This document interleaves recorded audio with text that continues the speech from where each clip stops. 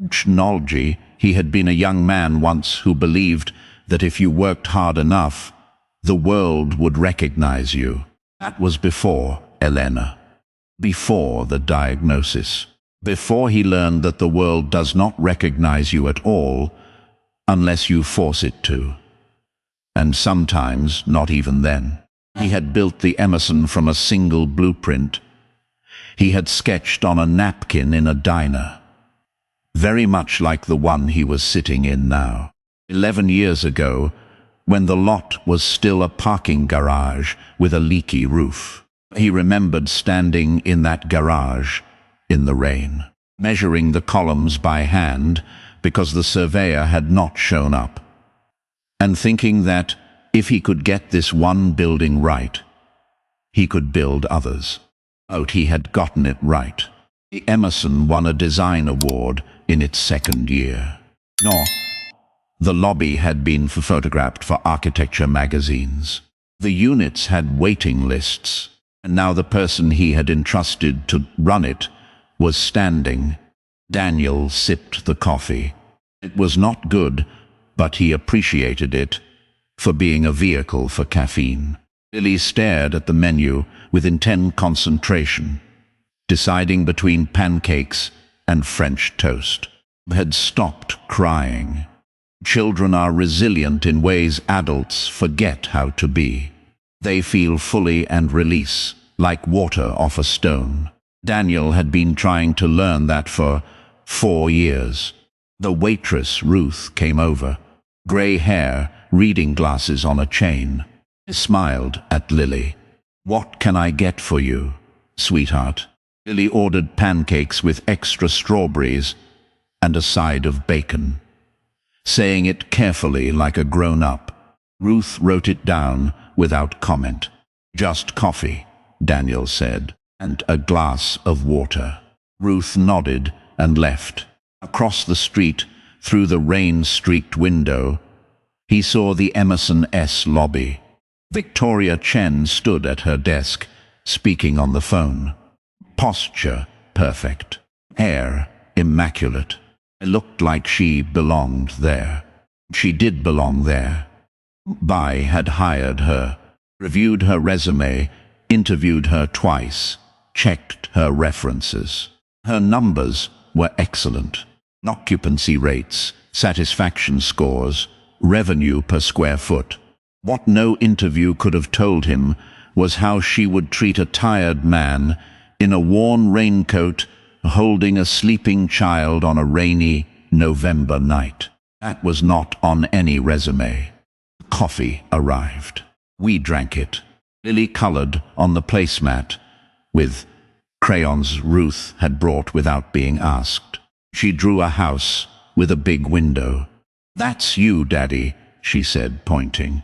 "That S, Mr. Whiskers." She had drawn the rabbit S torn ear carefully, making it bigger than the other one. The tape no longer held. Would need to fix it when they got home, or buy a new rabbit. But Lily would not want a new rabbit. Mr. Whiskers was Mr. Whiskers. You could not replace him. He understood that better than she knew. Our phone buzzed. A text from his regional manager, Patricia Okonkwo, checking in on his visit schedule. I typed back, "At the Emerson now. We'll talk tomorrow." He did not mention what had happened. He was not sure why. Or perhaps because he wanted to see how it would resolve, not on its own. Not, perhaps, because he was still processing it, not by technology. Or perhaps because a part of him wanted to believe that the building he had built was better than the person running it. He wanted to be wrong about Victoria Chen. He wanted to believe the dismissal at the door had been an anomaly. He wanted to believe that, because if it was not, then he had made a mistake. Mistakes in hiring cost more than money. They cost the people who walked through the doors, expecting to be treated like human beings. Lily finished her drawing and held it up. "Do you like it?" He looked at the house, the flower, the rabbit with the big ear. He looked at the small figure in the window. "I love it," he said. "Can we go home now?" "Now?" she asked. "Not yet," he said. "I have to do something first." He paid the check and left a generous tip, then took Lily's hand and walked back out into the rain. Emerson's glass doors glowed ahead, warm and indifferent. Did not go to the main entrance. Instead, he walked around the side of the building, past the valet stand, past the dumpster enclosure. A service door that led to the maintenance corridor. He had a key, not because he was the owner, but because he had insisted every building he owned have a service exit without a key card, not fire safety. The door opened into a narrow hallway with fluorescent lights that hummed faintly. The floor was concrete, painted gray, scuffed from years of use. It smelled like bleach and old cardboard. Lily held his hand tighter. This was not the part of the building she was used to seeing. It led her past the laundry room, past the mechanical room where water heaters hummed, past a small break room with a stained coffee pot. At the end of the hallway, there was a door marked maintenance. "Hector," he knocked. A voice from inside said, "It's open." The room was small and cluttered. Shelves lined the walls holding paint cans, boxes of light bulbs, rolls of duct tape, tools accumulated over years. In the center, at a wooden workbench scarred by decades of use, sat an old man, now perhaps 70, with skin like worn leather and thick, knotted hands. He wore a gray uniform shirt with the Emerson's logo stitched above the pocket. His name tag read Hector, and he looked up when Daniel entered. His eyes moved slowly, taking in the man, the child, the wet raincoat, the stuffed rabbit with the torn ear. I did not ask who they were. I simply waited. "Sorry to bother you," Daniel said. "We got locked out of the building. The front desk wouldn't let us in." Hector set down the screwdriver he had been holding, wiped his hands on a rag hanging from his belt. "Front desk," he repeated. There was something in the way he said it. Not quite a question, not quite a statement. That told Daniel this was not the first time he had heard. "Victoria Chen," Daniel said. Hector nodded slowly. He looked at Lily, who was standing half behind her father's leg, clutching Mr. Thus, Whiskers. "You must be tired," he said to her. His voice was soft, roughened by age but gentle in its cadence. "Long trip," Lily nodded. "We came from the airport." "Airports are hard on small people," Hector said. "Duh."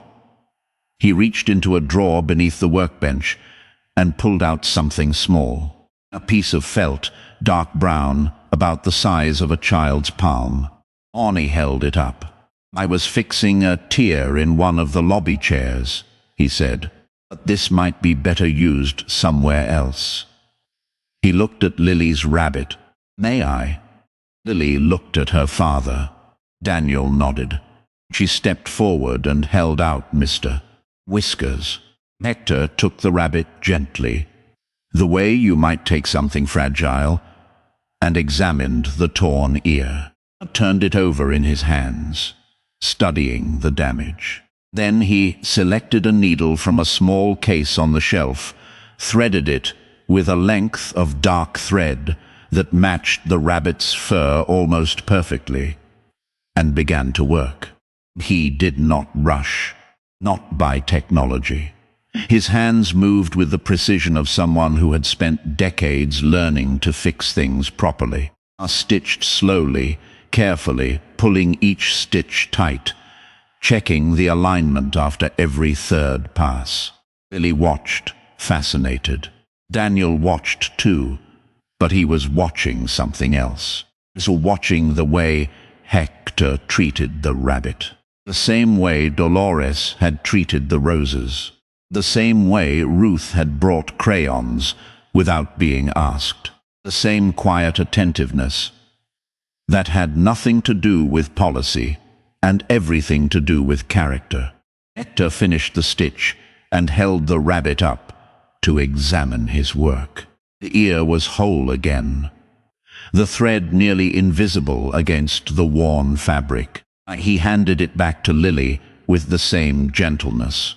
She took Mr. Marner whiskers and pressed the repaired ear against her cheek. Her face softened in a way that Daniel had not seen since before they left the airport. "Thank you," she whispered. "De nada, mija," Hector said. "A rabbit needs both ears to hear properly." Looked at Daniel then, and there was something knowing in his gaze. The look of a man who had seen enough of life to recognize when someone was carrying more than a wet raincoat. "You want to go up to your apartment now?" "We don't have an apartment here," Daniel said. "Technology. We were supposed to be staying in the penthouse suite, but the front desk wouldn't let us in." Hector's expression did not change, but something shifted in his eyes. Down the needle and threaded his hands together on the workbench. "Penthouse suite is on the 32nd floor. It has been empty for 3 weeks. I know because I changed the air filters up there myself last Tuesday. We let that sit." Daniel felt something tighten in his chest.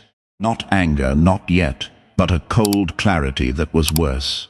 The suite was empty. Victoria Chen had told him the building was full, and it was not. She had lied. Not about a reservation, not about a computer glitch, but directly and deliberately to his face, while his daughter stood beside him, holding a broken rabbit. "I see," he said quietly. Hector watched him for a moment longer. "There's a service elevator at the end of the hall," he said. "It goes to all 32 floors. I can let you into the penthouse if you want. It's not my job to decide who stays and who does tea. My job is to keep the building running. Not," he paused, "but I've been doing this job for 23 years, and I've learned that the people who belong in a building are not always the ones who look like they do." Daniel stood in the small, cluttered maintenance room, with the smell of bleach and old cardboard around him. Not something settled, not the exhaustion he had been carrying, though that was still there. Not a recognition. This man understood something that Victoria Chen did not. He understood that hospitality was not a transaction. Not was a choice. Not a choice to see the person in front of you, not the category you had assigned them to. "Appreciate that," Daniel said. Hector stood up slowly, the way old men do when their knees have been complaining for years. I took a key ring from a hook on the wall, selected a key, and motioned for them to follow. They walked down the narrow hallway to the service elevator, past the humming mechanical room, past the break room with its stained coffee pot. Not pressed the call button, and the elevator doors opened with a tired rumble. They stepped inside. Lily was still holding Mr. Whiskers against her cheek. The elevator began to rise. "How long have you worked here?" "Not," Daniel asked. 23 years this March," Hector said. "Started as a porter. Worked my way up to maintenance supervisor about 12 years ago. Do you like it?" Hector considered the question. "Not as a building," he said. "They re all the same after a while. The same pipes, Same boilers, same problems. But the people, he paused, the people are different. The service elevator stopped on the 32nd floor with a soft ding. The doors opened onto a narrow hallway with beige walls and a single door at the end, marked penthouse with a small brass plaque. Hector led them to the door, inserted his key, and pushed it open. The penthouse was exactly what Daniel had designed it to be. Floor-to-ceiling windows faced east, overlooking the lake. The ceilings were high, the walls a soft grey, the furniture simple but well chosen. A couch, 2 armchairs, a coffee table with a single magazine on it. The kitchen was open and clean, with white countertops and a bowl of fresh fruit. Lily walked to the window and pressed her nose against the glass. The rain had lightened to a drizzle, and the city lights blurred below them, like scattered embers. "Daddy, look," she said, weary above the clouds. Walked over and stood beside her. She was right. The low cloud cover had broken just enough that they could see the tops of the other buildings, the antenna lights blinking in the darkness, the distant curve of the lakefront. "It's beautiful," he said, but he was not thinking about the view. Dot. He was thinking about Hector, who was still standing in the doorway. Hector stood in the doorway, not quite entering, as if he did not consider himself entitled to step inside a room he had cleaned and maintained for over 2 decades. "Hector," Daniel said. "Naya, come in. Please." Hector hesitated, then stepped inside. I stood near the kitchen, his hands at his sides. He looked around the room with the quiet familiarity of someone who had seen it many times, but never as a guest. "Can I get you something?" "Not," Daniel asked. "Water and coffee?" "No, thank you," Hector said. "I should get back to my rounds. There's a leaky faucet in 1408 that's been waiting since yesterday." "Wait," Daniel said. Hector stopped. "What do you know about the building manager?" Hector was quiet for a moment. "Not I." He looked at Lily, who had turned from the window and was now examining the bowl of fruit on the kitchen counter. Not looked at Daniel. "I know she has been here 18 months. She runs a tight building. But the housekeepers don't stay long. 3 head housekeepers in the past year." "That's not normal," Hector said. Daniel nodded. He had seen that in the reports. High turnover in the lower ranks. He had asked Patricia about it. She had said it was being addressed. "Why do you think they leave?" Daniel asked. Hector met his gaze. "Because they don't feel seen. And when people don't feel seen, they stop caring." The words landed like a stone in still water. Daniel stood at the window a long time after Hector left. The rain had stopped. The clouds were breaking apart. Not patches of cold November stars appeared. Lily had fallen asleep on the couch, her head on a throw pillow. Mr. Whiskers tucked under her arm. He covered her with his raincoat, then pulled out his phone.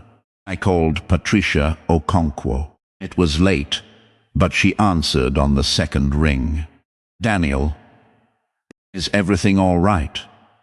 "I'm at the Emerson," he said. "I need you to come down here tomorrow morning, 9 o'clock. There was a pause. "I have a meeting at 10. Cancel it." Another pause, shorter this time. "All right. What's this about?" We looked out the window at the city below. The lights of the buildings, the distant glow of the highway, the dark expanse of the lake beyond. "It's about what kind of company we're running," he said. He hung up and stood there for a long time, not moving. He thought about the young man he had been, standing in a leaky parking garage with a napkin full of sketches. Doy. Believing that if you built something good enough, it would stand on its own. I had built a good building, but a building was just steel, glass, and concrete. What made it a home was the people inside it, and the people who took care of it. He thought about Hector, who had spent 23 years changing air filters and fixing faucets, who had stitched a child's rabbit without being asked. He thought about Victoria Chen, who had seen a tired man in a worn raincoat and decided he did not belong. And he thought about what he was going to do tomorrow morning. Not in anger, not in revenge, but in the quiet, deliberate way he had learned from building a company from nothing. Technology. He would walk into the lobby, not through the service entrance this time. He would sit down with Patricia. They would have a conversation about standards. Not the kind of standards written in employee handbooks. The kind that lived in how people treated each other when no one was watching. Lily stirred on the couch, murmured something in her sleep, and settled back into the pillow. He watched her breathe, the slow rise and fall of her small chest. The rabbit was pressed against her cheek. This was why he did what he did. Not for the buildings, not for the awards, action for this. Not the quiet moments when no one was watching, when the world was asleep, and the only thing that mattered was that his daughter felt safe. The morning came grey and cold, the kind of November morning that made the city look like it was holding its breath. Daniel woke early, before Lily, and stood at the window, watching the sun rise over the lake. The sky was pale, the water steel. They made coffee in the small kitchenette, found fresh milk, and poured a glass for Lily when she finally stirred. "Are we going home today?" "No," she asked. Soon. But first, I need to do something downstairs." He helped her put on her pink jacket, still damp from the rain, and fixed her hair as best he could. They took the service elevator down. But this time, Daniel did not turn toward the service exit. He turned toward the lobby. Lily held his hand. Mr. Whiskers dangled from her other hand, his newly stitched ear visible. The lobby was quiet. A corporate event had ended. A housekeeper vacuumed near the concierge desk. A young man named Marcus staffed the front desk. Victoria Chen was not there yet. Good. He wanted to be in place before she arrived. I sat down on a leather armchair by the fireplace. Lily sat beside him, her legs swinging, not quite reaching the floor. "What are we waiting for?" "Nomas," she asked. "Someone I need to talk to." Marcus glanced over. Daniel met his eyes and nodded once. Marcus nodded back and returned to his computer. 5 minutes passed. Then the revolving doors turned, and Patricia Okonkwo walked in. She was tall, late 40s, with graying hair in a neat bun and glasses on a chain, wore a charcoal coat, and carried a leather briefcase. Spotted Daniel immediately and crossed the lobby. "Daniel, what's going on?" "Good morning, Patricia. Have a seat at." He sat down, her eyes moving over his face. "You look tired. Didn't sleep well." "Got a call from the night security supervisor about an hour ago. I mentioned an incident last night at the front desk." Daniel did not answer. He was watching the revolving doors. At exactly 8:47, they turned again, and Victoria Chen walked in. She stopped. She stopped when she saw Patricia sitting in the lobby. Then she saw Daniel. Her expression flickered. She composed herself and walked toward them. "Patricia, I didn't know you were coming today." "Neither did I. Daniel called me last night." Victoria's eyes moved to Daniel. She looked at him differently now. Not as a tired man in a worn raincoat, but as something "Mr. Cross," she said. "I apologize for the confusion last night. The front desk staff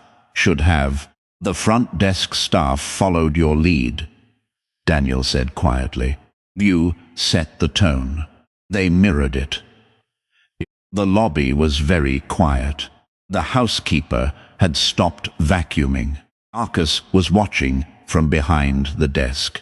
Lily sat beside her father, her legs still swinging, her rabbit held against her chest. Victoria Chen opened her mouth to speak, then closed it. She had nothing to say that would undo what had happened, and she knew it. Daniel stood up. He held out his hand to Lily, who took it and stood beside him. "Patricia," he said, "I'd like you to meet someone. His name is Hector. Works in maintenance. Has been here 23 years. Last night, he fixed my daughter's rabbit when no one else would help us." Patricia nodded slowly. "I'd like to meet him. I think he'd make an excellent building superintendent," Daniel said. "He already runs the building. Does he have the title?" He looked at Victoria one last time. There was no anger in his face. There was only the quiet certainty of a man who had learned long ago. You do not need to raise your voice to be heard. You just need to be clear. He walked toward the revolving doors, Lily's hand in his. At the entrance, he stopped and turned back. "The penthouse suite was empty," he said. "You knew that, and you still turned us away." Then he pushed through the doors and stepped out into the cold November morning. Lily looked up at him as they walked down the sidewalk. "Daddy, where are we going?" "Home," he said. "But first, breakfast." "Chop," she smiled. "Mr. Hart." Whiskers bounced against her coat. The rabbit's ear held. And somewhere behind them, in a building that was about to change, an old man in a grey uniform shirt was about to receive a promotion. A promotion he had earned 23 years ago. If you found this story meaningful, consider subscribing to Hidden Dad Stories for more tales of quiet strength and unexpected kindness. New videos every week.